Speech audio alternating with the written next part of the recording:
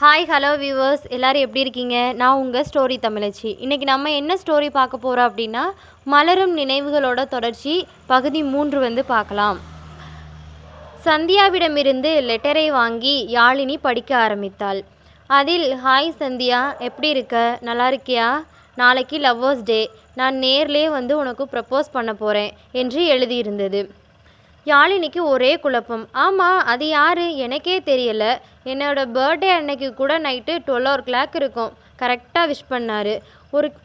ஒரு லெட்டர் வேறு இருந்துச்சு, அது கூடவே ஒரு கிஃப்ட் வேறு இருந்தது. யாருன்னு இது வரைக்கும் எனக்கு தெரியவே இல்லை என்றாள்.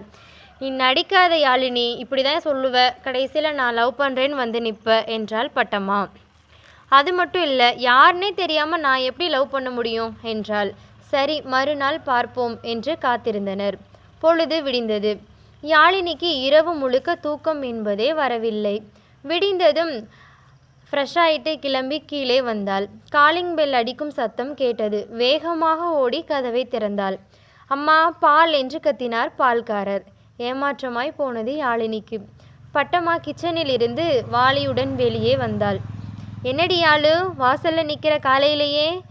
ஒன்றும் இல்லை பட்டம்மா, சும்மாதான். சும்மாவா? நீ யாருன்னு எனக்கு தெரியும், போடி உள்ள என்றாள். என்றவாறு உள்ளே ஓடினாள் யாழினி. பட்டம்மா பாலை வாங்கி கொண்டு டீ போடுவதற்காக கிச்சனிற்குள் நுழைந்தாள். மீண்டும் காலிங் பெல் அடிக்கும் சத்தம் கேட்டு ஓடினாள். கதவை திறந்து பார்த்தால் பக்கத்து வீட்டுக்கார பெண். அக்கா, இந்த டிராயிங்கை பண்ணி தர முடியுமா என்றாள்.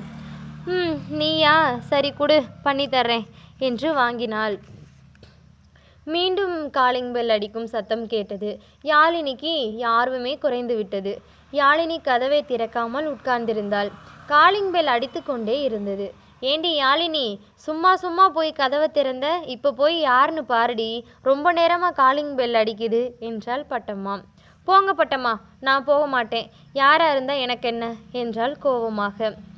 யாரும் போய் கதவை திறக்க வேண்டாம், நானே போய் கதவை திறக்கிறேன் என்று சந்தியா கதவை திறந்தாள். யார் நீங்கள்? உங்களுக்கு என்ன வேணும் என்று கேட்டாள். அதெல்லாம் இருக்கட்டுங்க, கதவை திறக்க இவ்வளோ நேரமா என்றான். சாரிங்க, கிச்சனில் கொஞ்சம் வேலையாக இருந்தேன், அதான் கேட்கல என்றாள். சரி, பரவாயில்லைங்க, வீட்டுக்கு வந்தவங்களாம் இப்படி தான் வெளியிலே நிற்க வச்சு பேசுவீங்களா என்றான். ஓ சாரிங்க, உள்ளே வாங்க, உட்காருங்க என்றாள். நீங்கள் யாருன்னு இப்பயாவது சொல்லுங்க என்றாள் சந்தியா. சொல்கிறேன், யாழினியை கொஞ்சம் கூப்பிட்றீங்களா என்றான். யாழினி, யாழினி, உள்ளே என்னடி பண்ணுற? உன்னை பார்க்க ஒருத்தவங்க வந்திருக்காங்க என்றவுடன் ரூமை விட்டு வேகமாக ஓடினாள் யாழினி. போய் பார்த்தால் கண்ணு மட்டுமே தெரிகிறது. கர்ச்சிப்பை கண்ணாடியை போட்டு வைத்து முகத்தை மறைத்திருந்தான். வாங்க யாழினி என்று மண்டியிட்டு பூச்செண்டை நீட்டி ஐ லவ் யூ என்றான். கோபமாக, யார் நீங்கள்? நான் உங்களை பார்த்தது கூட கிடையாது. நீங்கள் என்ன லவ் பண்ணுறேன்னு சொன்னால் நானும் லவ் பண்ணணுமா? முகத்திரையை ஃபஸ்ட்டு விளக்குங்க என்றாள். ஓகே, ரிலாக்ஸ் ஆகுங்க, என்னோடய ஃபேஸ் பார்க்கணும், அவ்வளோதானே என்று முகத்திரையை விளக்கினான். பார்த்ததும் அதிர்ச்சியில் உறைந்து போனாள். பேச்சே வரவில்லை யாழினிக்கு. நீங்கள் ரிஷி தானே என்றாள். அப்பாடா, யாருன்னே தெரியாதுன்னு சொல்லிடுவீங்களோன்னு நினச்சேன் என்றான். அது எப்படிங்க உங்களை மறக்க முடியும்? ஆமாம், நான் தானே, எப்படி கண்டுபிடிச்சிங்க என்றான். உங்கள் கண்ணை மறக்க முடியுமா? உங்கள் கண்ணில் காந்தந்தான் வச்சுருக்கீங்கன்னு நினைக்கிறேன். ஒரு நிமிஷம்டி அம்மாடி. யாழுமா, இங்கே என்ன நடக்குது என்றாள் பட்டம்மா குறுக்கிட்டு. சாரி பட்டம்மா, இவங்க பேர் தான் ரிஷி.